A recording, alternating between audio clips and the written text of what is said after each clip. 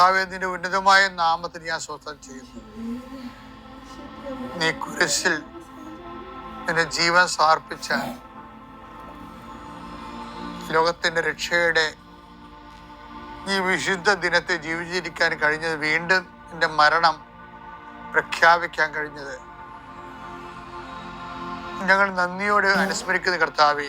നിന്റെ രക്ഷയുടെ കുരിശ് ഞാൻ ഉയർത്തിക്കൊണ്ട് ആരെല്ലാം തിന്മയുടെ ശക്തികളിൽ അകപ്പെട്ടിട്ടുണ്ടോ, ആരെല്ലാം പാപശാപങ്ങളിൽ വീണിട്ടിട്ട് മുന്നോട്ട് ഗതി കിട്ടാതിരുന്നിട്ടുണ്ട്, യേശുക്രിസ്തുവിന്റെ കുരിശിന്റെ ശക്തിയാൽ നിന്റെ പാപശാപ ബന്ധനങ്ങളെ ഈശോ നാമത്തിൽ അഴിഞ്ഞു മാറട്ടെ എന്ന് കൽപ്പിക്കുന്നു. കർത്താവേ, നിന്റെ വിശുദ്ധ പൗരോഹിത്യത്തെ മഹത്വപ്പെടുത്തണമേ കർത്താവെ. സഭയിലുള്ള സാന്നിധ്യം പ്രകടമാക്കണം.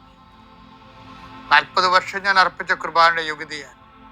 കൃപാസ്ഥാനത്താറെ ജീവനോടെ പ്രത്യക്ഷപ്പെട്ട മാതാവിന്റെ മാധ്യസ്ഥത്തിലെ ഇന്ന് പ്രാർത്ഥിക്കുന്ന എല്ലാവരും, ഇന്ന് ഓരോരോ കാര്യങ്ങൾക്കായി യാത്ര തിരിക്കുന്ന എല്ലാവരും, ഓരോരോ വിഷയങ്ങൾ ഫോൺ വിളിച്ച് ചോദിക്കുന്നതും അതിൻ്റെ ഉപായം കണ്ടെത്താൻ ശ്രമിക്കുന്നതും, നിങ്ങളുടെ എല്ലാ സംരംഭങ്ങള് സർവോപരി മുതുകിന് മുഴുവൻ നീര് വന്നിട്ട് ഷർട്ട് പോലും ഇടാൻ പറ്റാത്ത ഒരാളെ പുരുഷനെ കാണിക്കുന്ന ഒരു കർത്താവ്, ആ മകന്റെ മുതുകില് കർത്താവിന്റെ കുരിശിന്റെ നിഴൽ വീഴുന്നു.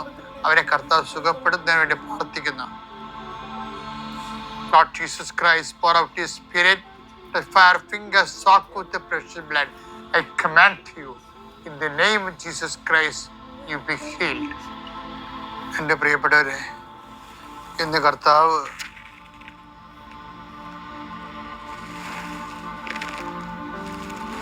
നമുക്ക് വേണ്ടി ക്രൂശിക്കപ്പെട്ട ദിവസമാണ്. എൻ്റെ ഹൃദയത്തെ എപ്പോഴും ബാധിച്ചിട്ടുള്ള കർത്താവിൻ്റെ അന്ത്യവിനാഴികയെക്കുറിച്ചുള്ള ഐസയുടെ പ്രവചനങ്ങളുണ്ട്. അത് നമ്മളിന്ന് എല്ലാവരും സുവിശേഷമായിട്ട് വായിക്കും.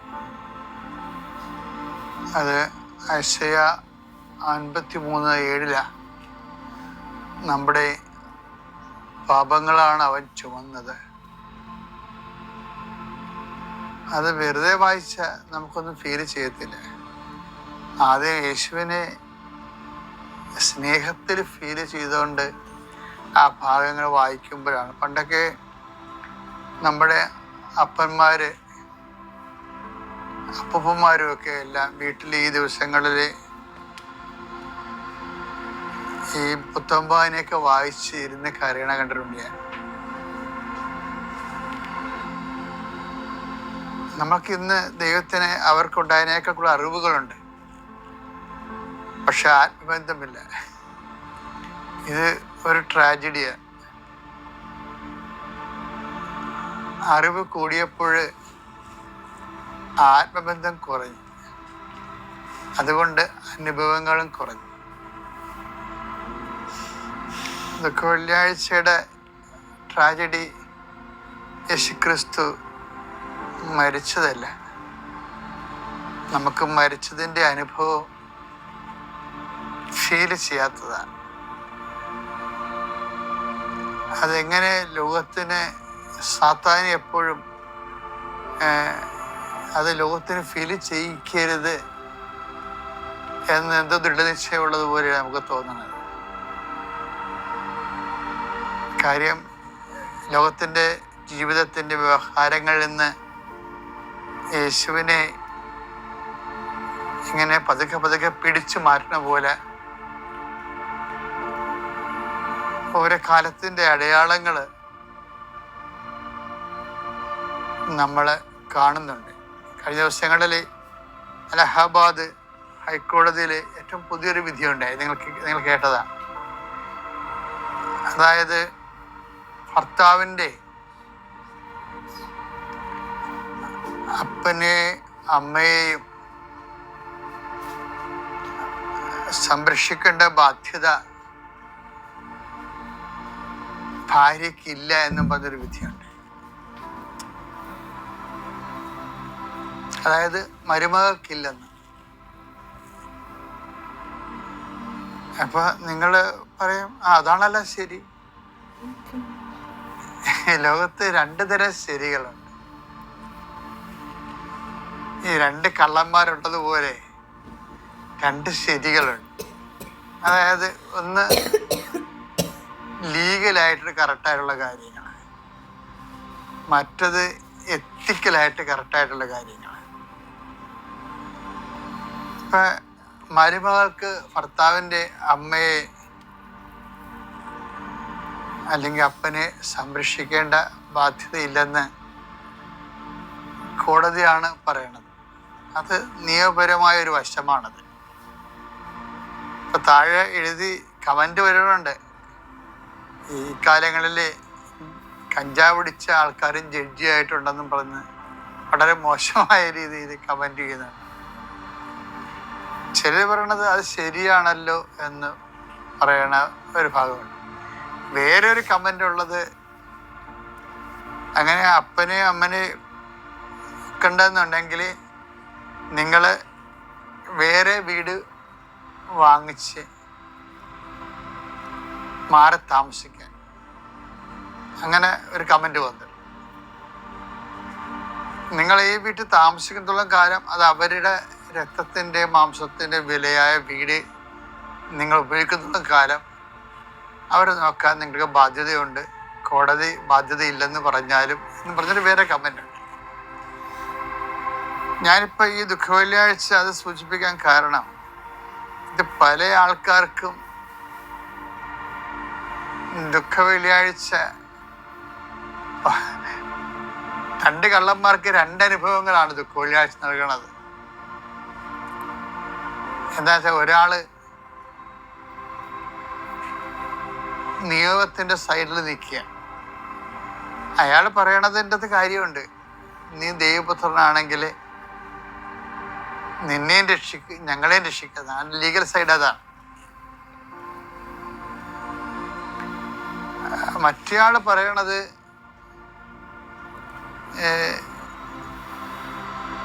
ഞാൻ നിന്നെ അറിയാൻ വൈകിപ്പോയി, എനിക്ക് വേണ്ടി നീ പ്രാർത്ഥിക്കണം. കർത്താവ് ആ പറയുന്നത് ഒരു എത്തിക്സ് ഉണ്ട് ശരിക്കും. കാര്യം ദൈവപുത്രനാണെങ്കിലാണെന്നല്ല ഇയാൾ പറയണത്, ഇടതുവശത്തെ കള്ളൻ. മറ്റേയാൾ പറയണത് ആണെങ്കിൽ ഞാൻ അപരാധിയല്ലേ, ആ ഒരു പൊസിഷനാണ് അയാൾ ആ വലതുവശത്തെ കള്ളൻ ഡെവലപ്പ് ചെയ്യണത്. ഒരാൾ ലീഗൽ സൈഡ് ഡെവലപ്പ് ചെയ്യുമ്പോൾ മറ്റേയാൾ എത്തിക്കൽ സൈഡ് ഡെവലപ്പ് ചെയ്യുന്നത്.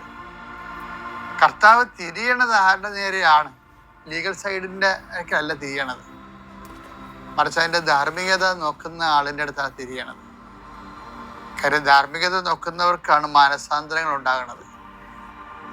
അതുകൊണ്ട് നീ ഇന്ന് എൻ്റെ കൂടെ പ്രതീക്ഷയിലായിരിക്കുമെന്ന് അവൻ്റെ മാനസാന്തരത്തിന് കർത്താവ് സ്പോട്ടിൽ ഉത്തരം കൊടുക്കുന്നുണ്ട്.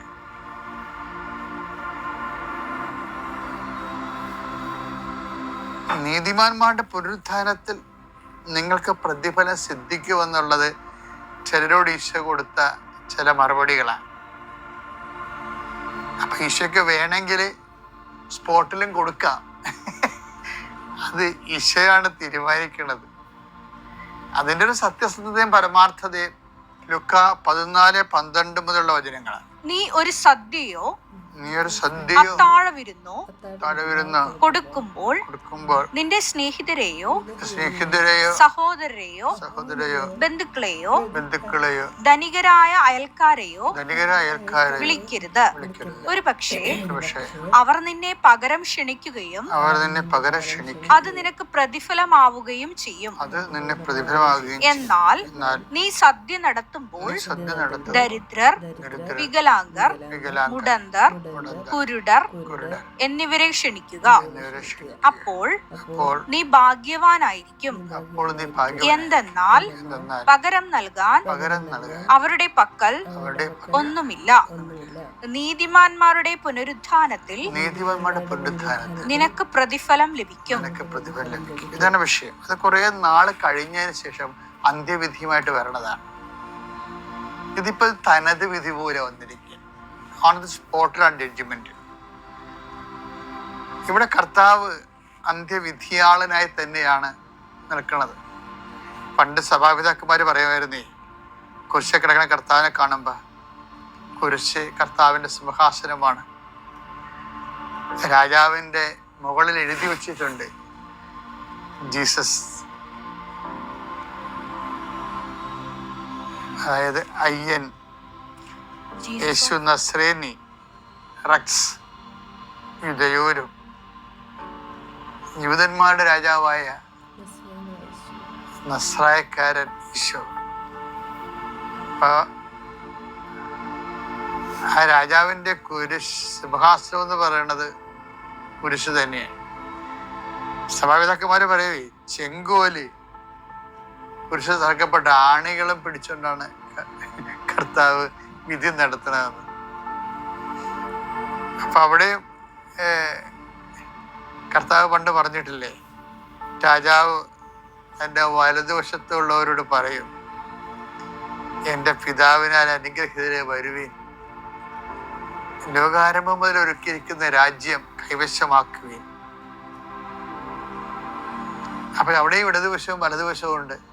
മത്തായി 25:41. അനന്തരം അവൻ തന്റെ ഇടതുഭാഗത്തുള്ളവരോട് പറയും, ശപിക്കപ്പെട്ടവരെ, നിങ്ങൾ എന്നിൽ നിന്നകന്ന് പിശാചിനും അവന്റെ ദൂതന്മാർക്കുമായി.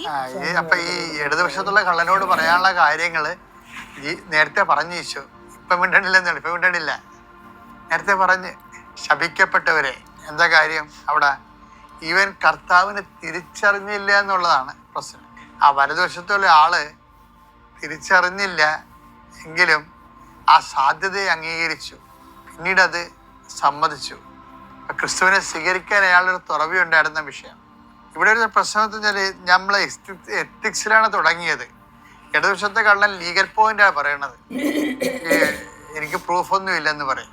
ലുക്ക 23:39. ഇത് ഇടതുവശത്തെ കള്ളന്റെ റെസ്പോൺസ് ആണ്. കുരിശിൽ തൂക്കപ്പെട്ടിരുന്ന കുറ്റവാളികളിൽ ഒരുവൻ അവനെ ദുഷിച്ചു പറഞ്ഞു, നീ ക്രിസ്തുവല്ലേ, നിന്നെയും ഞങ്ങളെയും രക്ഷിക്കുക. അയാളെ ക്രിസ്തുവാണെന്നുള്ള കാര്യം അംഗീകരിക്കാത്തത് കൊണ്ടാണ് അങ്ങനെ പറയണത്. വലതുവശത്തെ കള്ളൻ അംഗീകരിച്ചു, പക്ഷെ ഇടതുവശത്തെ കള്ളനുള്ള ഉത്തരം കർത്താവ് നേരത്തെ കൊടുത്തിട്ടുണ്ട്. അതുകൊണ്ട് അവരോട് കർത്താവ് തൽക്കാലം മറുപടി പറയണില്ല. ഇപ്പൊ ജഡ്ജി എന്താ പറഞ്ഞത്?